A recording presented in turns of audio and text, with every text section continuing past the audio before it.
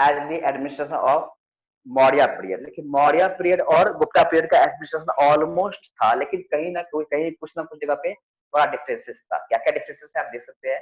The Gupta administration was akin to that of Maurya, however it differed from the latter in the degree of centralization. It means what कि Gupta period में decentralisation ज्यादा हुआ था।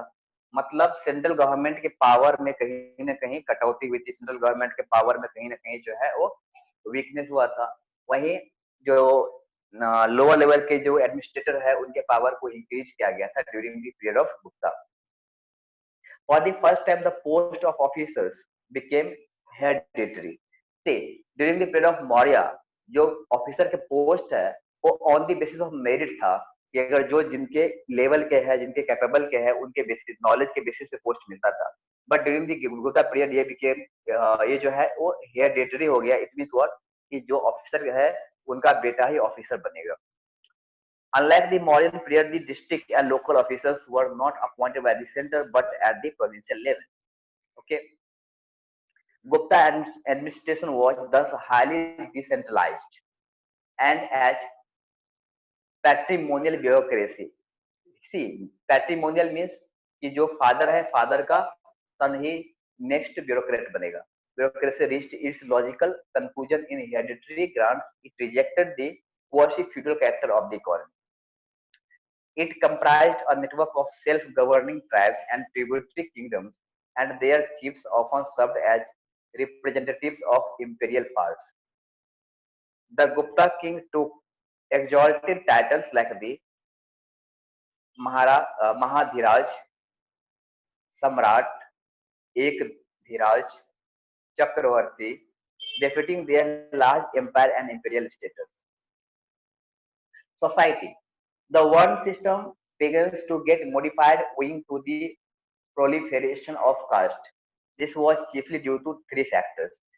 आप ये समझ सकते हैं कि गुप्ता पीरियड में कास्टिज्म बहुत ही ज्यादा हुआ था। इस टाइम कास्ट में सब कास्ट भी इमर्ज हुआ था, बहुत सारे कास्ट का इमरजेंस हुई। स्टिल ये टाइम में शूद्र और वुमन को भागवत कथा सुनने की राइट मिली थी, परमिशन मिली थी, और इवन भगवान कृष्ण का पूजा करने की भी राइट मिली थी। A large number of foreigners had been assimilated into the Indian society primarily as Kshatriyas. There was a large absorption of tribal people into Brahmanical society through land grant. The assimilated tribes were absorbed into the Shudra world.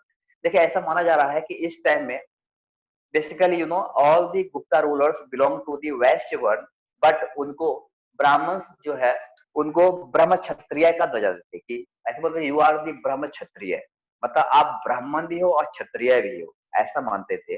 और इनके कारण जो है ब्रह्म क्षत्रिय word सुनने के बाद जो rulers थे उस टाइम में लैंड डोनेशन जो है वो ब्राह्मण को बहुत ही ज्यादा देते थे।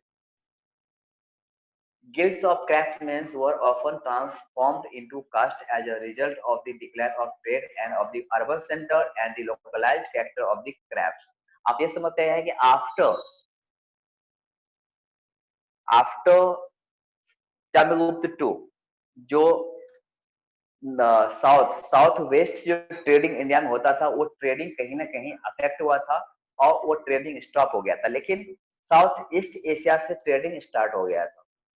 The gods were activated by their unions with the respective consorts. Thus, Lakshmi get her association with Vishnu, Parvati got her association with Shiva. This was the period of the evolution of the Vajrayana Buddhist Tantric cult. हाँ, यहाँ पे मैं एक ही बताना चाहूंगा आपको कि हिनायना and Mahayana जो बुद्धिज्म का दो सेक्ट था वो कनिष्का के टाइम में, कुषाण पीरियड में कनिष्का के टाइम में डिवाइड हुआ था। But there was one more sect of Buddhism. It was called Vajrayana और Vajrayanism.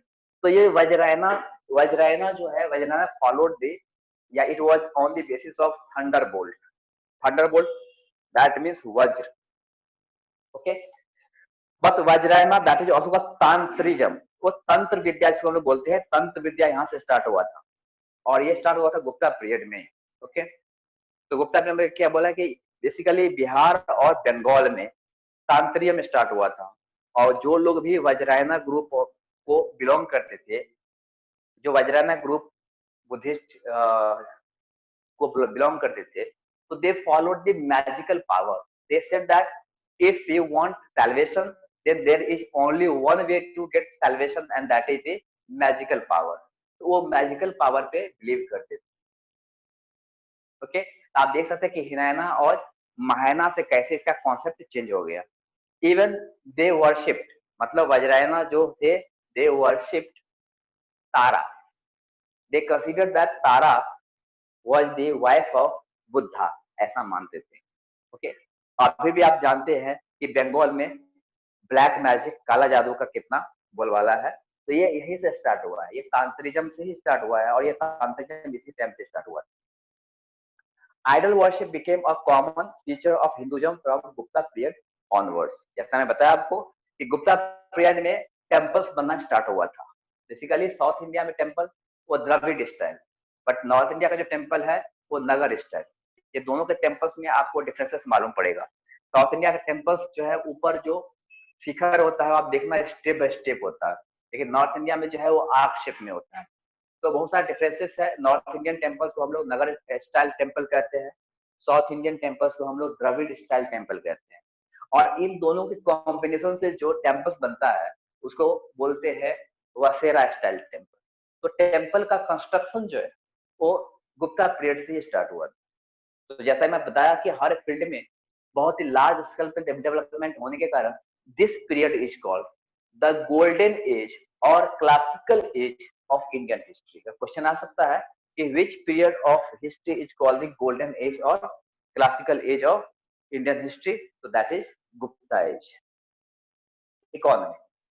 In the Gupta period, land survey is evident from the Puna plate of Pravati Gupta and many other inscriptions. An officer named Pustpal maintained records of all land transactions in the district. The Guptas issued the largest number of gold coins in ancient India, but in gold content. Gupta coins are not as pure as Kushan. The Guptas also issued good number of silver coins for local exchange. देखिए silver coins were launched by Vikramaditya और Chandragupta two after the annexation of western India, that is Vakataka. जब वो वक्तक को annex किया, मर्ज किया Magadh empire में, इसके बाद वो सिल्वर कॉइन को लॉन्च किया. तो उससे पहले सिल्वर कॉइन वो लॉन्च नहीं किया था. The Gupta copper coins are very few as compared to Kusans, which show that use of money was not the medium of exchange for the common people. So basically we can say that common people followed the barter system. Barter system means exchanging between the goods. Anyway, the increase in land grants resulted in the operation of the peasants, as along with the fiscal rights, the administrative rights were also given to the guarantee. Gupta period witnessed decline in long distance Indo-Roman trade. As I said you, कि जो south west से जो trading होता था वो decline होकर के वो साउथ ईस्ट से ट्रेडिंग स्टार्ट हो गया. The trade with south east Asia got an emphasis. The ports of the east coast were Tamralipti, Ghantasala and Kandura. ये जो है वो ईस्टर्न कोस्ट के पोर्ट्स थे. The ports on the western coast were located at Bharuch, Chaul, Kalyan, and Bombay. The institution of slavery tended to become weak during this period. Culture. During the Gupta period, the idol worship came into work. As a result, the practice of free-standing temples started for the first time. Prior to this period, the shrines were made in rock-cut structures. तो आप समझ सकते हैं इसके पहले जो है वो टेम्पल्स नहीं बनता था, वो श्राइन होता था, रॉक कट जो होता है केव्स है उसी में टेम्पल बनता था. The Nagara style, shikhara style और नगर स्टाइल जो बताया आपको, architecture evolve during this period. The temples with shikhara and garbhagriha, shrine room in which the image of the god was placed began during this period. गर्भगृह का मतलब ये समझ लीजिए